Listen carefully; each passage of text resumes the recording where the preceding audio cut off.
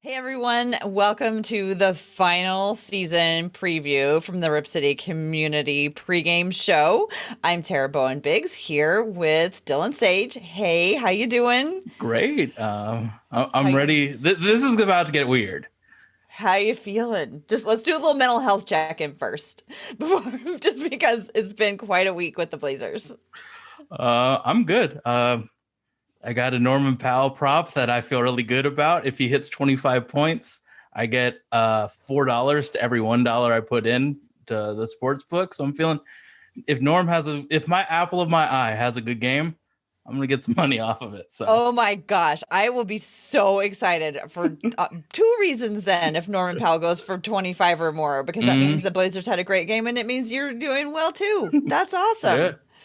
Well, for me, I just want to get through this. So let's get started and preview what the game is going to be like this afternoon, Sunday. The Blazers, or I guess it's this evening, Sunday, the Blazers Mm. versus the Denver Nuggets. Really going to be hard to preview because there's a lot up in the air. We're not sure who's exactly going to be playing. Do you want to like take a guess at who's going to be in the starting lineup, or maybe like talk about who might be in the starting lineup with a lot of caveats? Well, I think that Joker is probably going to play because he has yet to miss a game this season. So playing all 72 games might be like a contract incentive for him.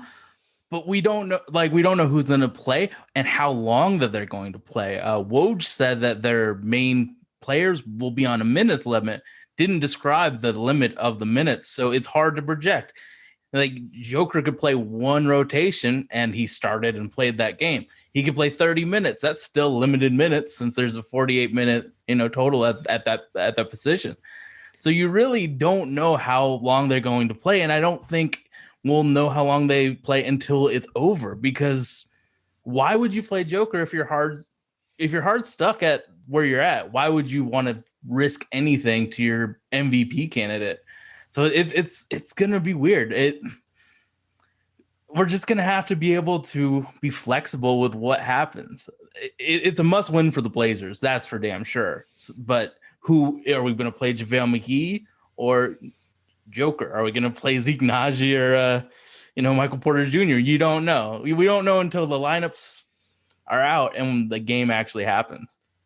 If I was going to guess, I bet Jokic is going to play quite a few minutes. Like he's probably, not going to play like 48, but the guy is just, he's like indestructible these days. Like he can just play forever. And Mm-hmm. he always looks exactly the same, whether or not he just checked in or he's played 4 overtimes. I mean, the guy can just go, go, go.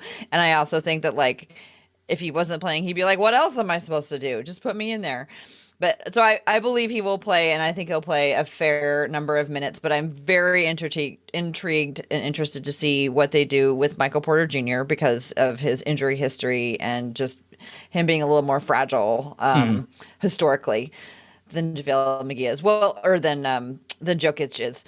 But you also brought up JaVale, and I would love to let's jump right in and talk about how Nurkic might do against some of these different matchups that the Nuggets could throw his way. So do you think he's in we're talking about Joker here. Do you think he plays more than 30 or less than 30? No, no, I don't think he plays more. I'm thinking, you had talked about like maybe just playing one rotation. I think he'll play more than 20, less than 30. So like I'm looking at the Nuggets rotations in their last game. So he played 3 rotations. So do you think he plays 2 tonight instead? I First don't. quarter, 6 minutes into the second, third quarter, and then he chills the fourth.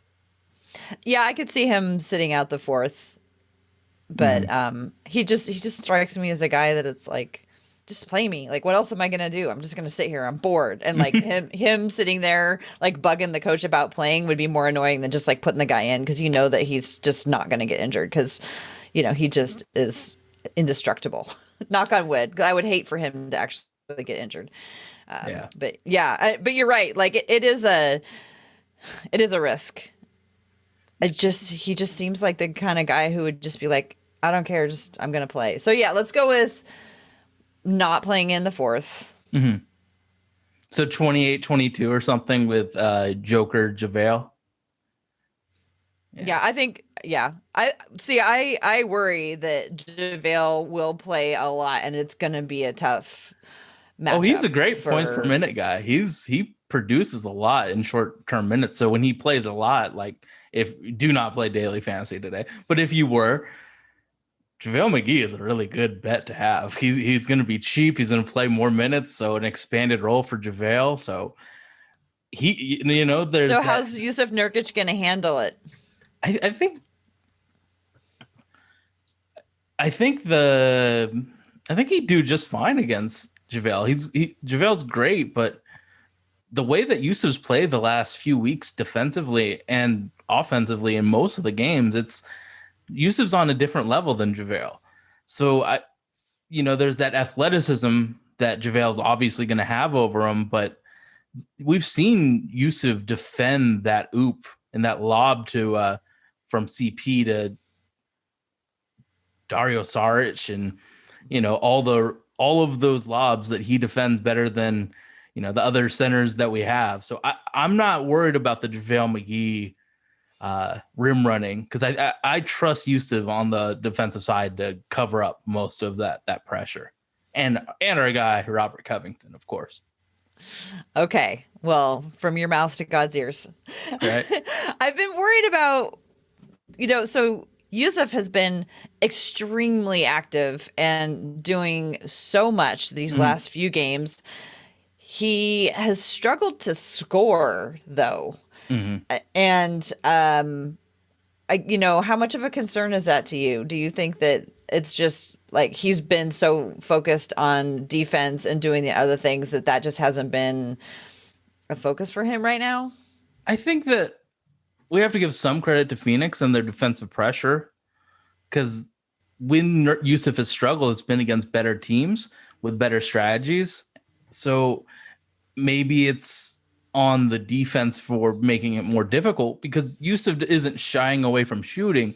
He's shying away from making it. So maybe it's the defensive pressure forcing him a way that he's not familiar with.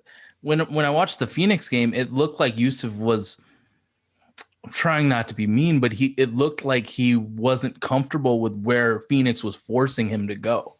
So there was a lot of missed baskets. So maybe it's on him to have that aggressiveness, the aggression to just blam it on whatever center it is that Denver has. And I don't want to use that remember me narrative, but maybe Yusuf's the kind of guy that gets extra hyped for the revenge game narrative. So I'm not worried about Hmm. Yusuf. I think he's had a lot of good games. He's had some bad, but since he's gone back from injury, he's played like the Yusuf Nurkic that we need. Hmm. So backing up a little bit, there are some Denver Nuggets who are actually injured and we know are not going to play. Most significantly, Jamal Murray is not going to be Mm-hmm. there, and Campazzo, whose first name I can't remember right now, has been filling in for him. And the Nuggets have not seen a huge drop off in production as one might have expected when Jamal Murray went out. So is Campazzo pretty much playing the same way Jamal Murray did, and he just fits in really nicely, or is there something that he's doing differently that the Blazers are going to need to make note of? Well, you know, Jamal Murray has one of the best and highest ceilings in the league. Campazzo doesn't have that. So the way that Jamal Murray can just score 20 points in a quarter, I believe in the first game that we played against them, he in fact did that. So he doesn't have that ceiling where he can just absolutely crush a defense. But he's he's a 30-year-old point guard that's a rookie. So he's played a lot of basketball in his career. So he's not going to hurt himself. Talking about injuries, though, according to the injury report, the 230 injury report, Will Barton, our old friend Will Barton, is out, and PJ Dozier as well. So we might not even see Campazzo play a full run of minutes if Monte Morris is there. And he's dealt with some injuries as well. So, maybe it's like a 30 18 split because you want to get Monte Morris ready for the playoffs. Whoever they play, they're going to need that starting guard. And Monte has always been a really good assist to turnover ratio player. So, of course, Monte and Campazzo don't have that ceiling, but they are both really good guards that don't turn the ball over. So, I mean, they have no chance at being as explosive offensively as Dame CJ and Norman Powell, who should score 26 points for me. But our guards are going to be the reason that we win. And I mean, if we want to have a good playoff series, we got to win this game. Putting ourselves in danger is not something I want to do on this awesome last day of the season where you get notifications that all good players are out. Yeah, there's been a steady stream of those types of notifications coming in. There's a lot of different scenarios that can take place that will, say what is going to be the next phase for the Trailblazers. But it all comes down to they have to win. Yeah. I know there's one scenario in which they could potentially lose and still make it in. And, I want my night to be over when the game is over. I don't want to be having to hang on and wonder what's going to happen and have it, be hinge on how some other team is going to play. So if the Blazers want to avoid the play-in and actually get rest, which to me is more important than the opponent, but perhaps you feel differently. What do you think about the jockeying for position aspect of this? Matchups dictate fights. So if I had my druthers, we play the Denver Nuggets and avoid the LA Clippers at all costs, because I think we just match up better with the Nuggets versus the Clippers. The Clippers have 3 point of attack defenders that are all really, really good. We have 3 really good guards that can take anybody off the dribble. I don't want to have them get tested in the first series of the playoffs. If we want to have the best chance at winning, it's all about matchups for us. Yeah, but they might not even get there if they have to play a play-in game. Oh, totally. And then they'll be tired by the time they get there. It's all about. Yeah. I don't want to put my faith in the New Orleans Pelicans, who are out Zion Williamson, Brandon Ingram, Steven Adams, probably Zoe Ball, Eric Bledsoe. Like, there's no benefit in the Pelicans winning this game. I believe they play the Lakers the last game of the year. It behooves them to lose. So I'm not trying to put my the next 2 weeks of my life depends on the Blazers winning, not the Pelicans winning. So I would want all of the pressure to be on the Blazers. They are built for it. These other teams that the Clippers and the Lakers are playing, they might not have the same goals as we do. So it's all about winning today and then hoping something else happens so we don't play the Clippers. But I feel like I'm more confident than I usually am about the way the Blazers are going to come in. And I mean, of course, the Blazers always come in prepared. I just have, as a fan, a good feeling based on the very sad ending to the last game and all of the things that they could look at and look internally and go, ooh, if I just done this one thing, the team would have been in a better place. And I would never blame that game, the loss of that game, on Robert Covington, because he's not the only person who missed free throws. There's all kinds of things to go around. How are you feeling about their ability to bounce back and take care of business? Well, we saw Damian Lillard hit superhero status that in that fourth quarter, scoring, I believe, 24. Excuse me. It's all a ridiculous number. Yeah, like, that's video game stuff. He was hitting defenders, and Chris Paul and Mikal Bridges are fine defenders, great defenders. He was hitting them with 2K dribble combo moves, getting to the rim at will. If Damian Lillard is playing that well, I got all the faith in the world. Mm-hmm. Dustin just texted me saying that he sees 15 points for Norman Powell. So I Oh, have well, two that's not props. going to pay off. No, that's not gonna. I have two props for Norman Powell, 18 and then 25. So Okay, so 25 is the big payoff. yes, All right, and 25 points from Norman Powell also means the Blazers are playing really well. All right, yeah. let's talk about just a couple more players and their potential. There's been a lot of talk about Melo, and when Melo plays well, as Melo goes, the team goes. And I looked earlier today, and there's, I think, sort of the magic number is like 18. And if he scores 18, then they have a much greater chance of winning than less than that. I think they were, I can't remember off the top of my head anymore. Shoot, I should have written it down. Anyway, 18 is a number which is very favorable for the Blazers when Melo scores 18. Guess what Melo averages against the Nuggets this season? A remember me performance from Carmelo Anthony against a team that he's played on for 7+ years. I don't think he. No, I think that it's a very good chance that he can achieve a remember me type of performance, but probably averages 20 because I remember him having a ceiling performance in one of the quarters against. Actually, I remember two ceiling performances in both games. So I guess he likes the shooting backdrop of the Denver Pepsi Center. So Yeah, how many he points does he likes average? to.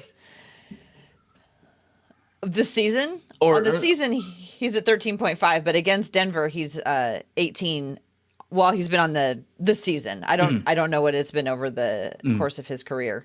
But I think that's one thing that does bode well for the Blazers is he plays well against Denver. There's always at least one player on the opposing team who goes off and has himself a night when he gets to play the Portland Trailblazers. Do you have any mhm. guesses who might be the player for the Nuggets tonight? So it's difficult. I'm gonna look at their last game. Hmm. Ooh. I think it has to be Michael Porter Jr. or Austin Rivers. I think those two would be the guys that can put points on the board for the Nuggets. Obviously, Joker is going to have to be consistent if they have if they want a chance against us. And in the minutes Joker plays, he has to be productive. Mm-hmm. But I believe Michael Porter Jr. had a really great game against us in one of those two matchups. Um, I remember having a lot of them, so I kind of seem to remember Michael Porter Jr. days. But yeah, It's he has the skill set to really frustrate us. Yeah, and it seems to me that it's always somebody who's not one of the bigger names because the Blazers game plan for, I mean, I don't know how they do it, but it looks like they game plan for the obvious players and then it's somebody else who has a career night because, the Blazers' attention are on other people. Is Isaiah Hartenstein playing tonight as He far got as we know? traded for JaVale. Oh, oh, he's the one. Okay, then it's going to Yeah, be JaVale. yeah. JaVale's going to have a big night tonight, So I think. I'm looking at the roster that they had for last game, and it's Joker, Porter Jr., Austin Rivers, Marcus Howard, some other guy of Vlatko Cancer, Monte Mm, Morris, yeah. Michael. There's Ken no real. Carr has had he's had a couple of really nice performances lately. I'm trying to find someone who's a dead eye It could be 3-point him. shooter. That's I'd what go with scares that. me the most. Like, because if Austin does his thing, it's because he's breaking down defense and getting layups. Him shooting doesn't scare me. So if there's some dead eye shooter that I don't know of on the team, that's what scares me the most about our defense.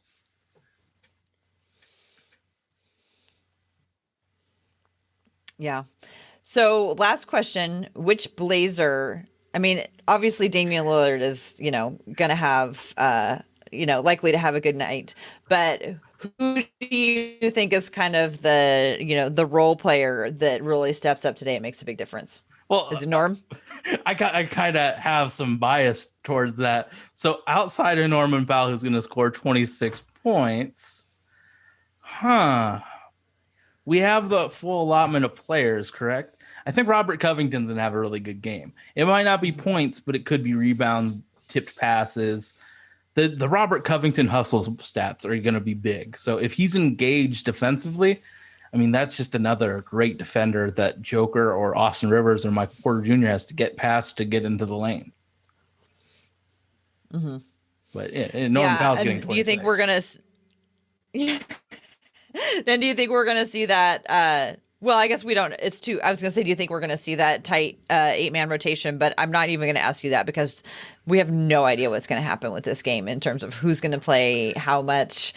Maybe we'll get some sweet, sweet Derek Jones Jr. time. Get some How did you airplane like seeing dunks. him? Maybe we'll. He played in the rotation a I, few times this week. he looked like he was playing as hard as he could.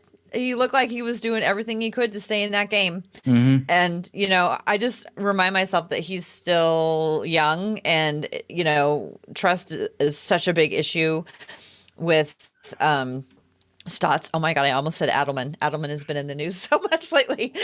Trust is such a big deal with Stotts that, in times like this, if he has somebody there who he knows, rather than throw in the wild card, he would go with the one that he knows. But when Derek Jones Jr. did need to go in, like to fill in for Norman or whatever, when he came on there, he looked like he was hustling and he looked like he was putting a lot of effort and intensity in there to try to like show like I belong here, I belong here. So I enjoyed seeing that, like, not going out there and just, he didn't look confused. He looked very active. And that was one of the things that people told me about Derek Jones when he came to Portland is they said he's moving all the time. And I was like, is he moving to just look busy, to look like he's doing a lot? Or is he actually moving and having an impact? And they felt that he moved like, in a way that actually made a difference. He wasn't just trying to look busy. So everybody was like, oh, put him in.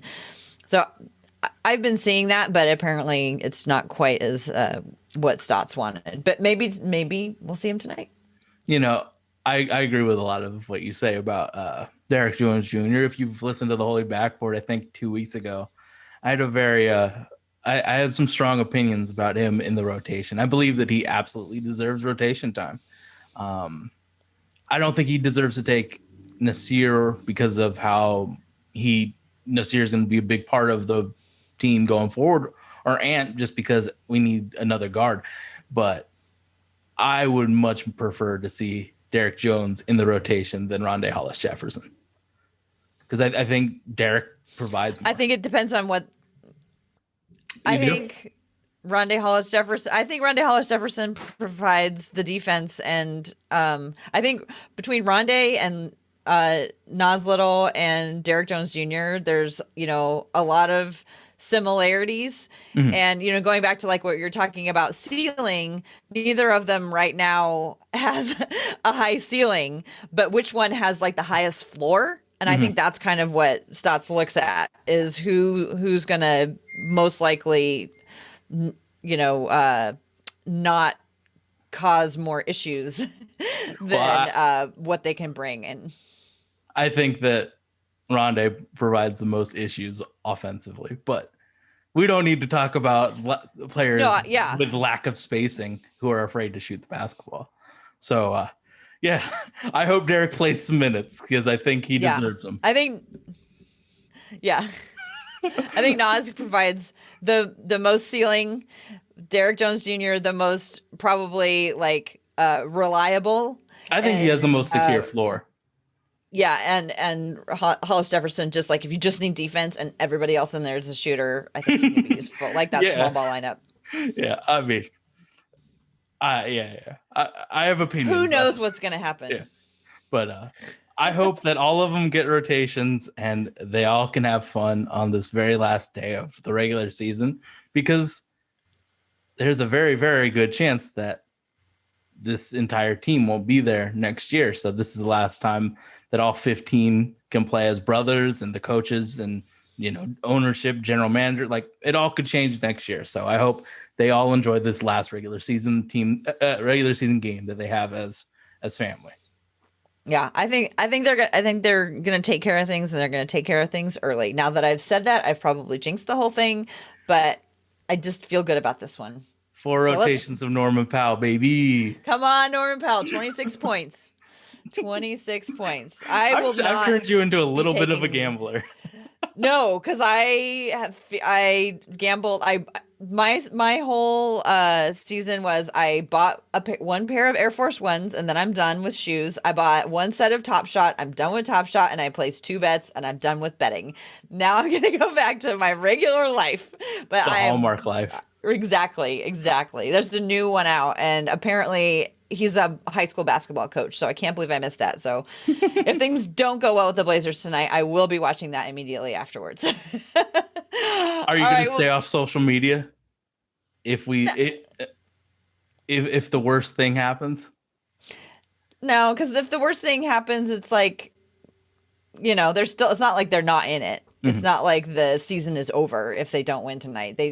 And we know the Blazers always do this. They do this every single year. I mean, it's part of being a Blazer fan is that they're going to take it in some direction you weren't expecting. They're going to take it right down to the wire, and then we'll get the reward at the very, very end once they've taken us to the very last end of the road. Then we'll get our reward. So it's Delayed entirely gratification, possible. apparently. Exactly. Think about how great it's going to be when it finally happens because we waited all this time. Yeah. Oh, man. Yeah. I'm excited to see it. It's going to be a lot of weirdness. I'm very excited for the potential week of rest for Damian Lillard and all of us content creators because, it's been a wild ride. So, uh, Yeah. I think hopefully we can. the play-in Hopefully, tournament has certainly made oh, things interesting. oh my God, hasn't it? It's so much more drama filled. Like in theory, the 10th spot can get that 7th seed. It's hugely entertaining. A lot of drama. I think us and everybody talking about it is what the NBA wanted. They wanted that extra drama, and Hmm. it gives those top six teams. There we go. A break in action. We'll see how we feel about it after tonight. Yeah. All right, Sage, thank you so much for doing this with me. And it's been really fun to try something new with you. We'll Mm-hmm. see what happens in the playoffs. Yeah, why don't you tell folks where they can find your stuff in case they aren't already tuned in? All right. I host a podcast called The Holy Backboard with my buddy Dustin Hawes, who has told me it's a bad bet to bet on Norman Powell, but I got faith in my guy. You got to do what you got to do. Exactly. There was only 2 WNBA games, so I had to get my action in somewhere. But you can listen to The Holy Backboard. We have a Patreon. I do a lot of daily fantasy sports stuff on that Patreon. So there'll be some WNBA content once I learn every rotation, because the Do reporting you have a system's favorite weird. team in the WNBA? Sylvia Fowles is my favorite basketball player, so I'm going with the Minnesota team. Okay. So yeah, I think I'm a Chicago Sky fan. they're great. I mean, that point guard and Candace Parker, I love Candace Parker. I she's love awesome. her. I just love her so much. Yeah. So we'll see how this evolves through the season. But yes, Patreon, Holy Backboard. Check me out on Twitch, twitch.tv/thesage. I'm playing a lot of first-person shooters, and I talk a lot of crap. So check us out. But what do you have to say to the people? Let's see. You can find me on Twitter mostly at TCBBIGGS. And you can also find me on the We Have a Take podcast. It's at We Have a Take. And also the Step Back Sisterhood. And we just did an article last week getting caught up with my friends who are Houston, OKC, and Golden State Warrior fans. And boy, this year ended up differently than everybody thought it was going to be when it first started. So yeah, that's what we love, right? And that's what's probably going to happen today. So everybody, thank you so much for joining us and listening in, and go Blazers. Go Blazers.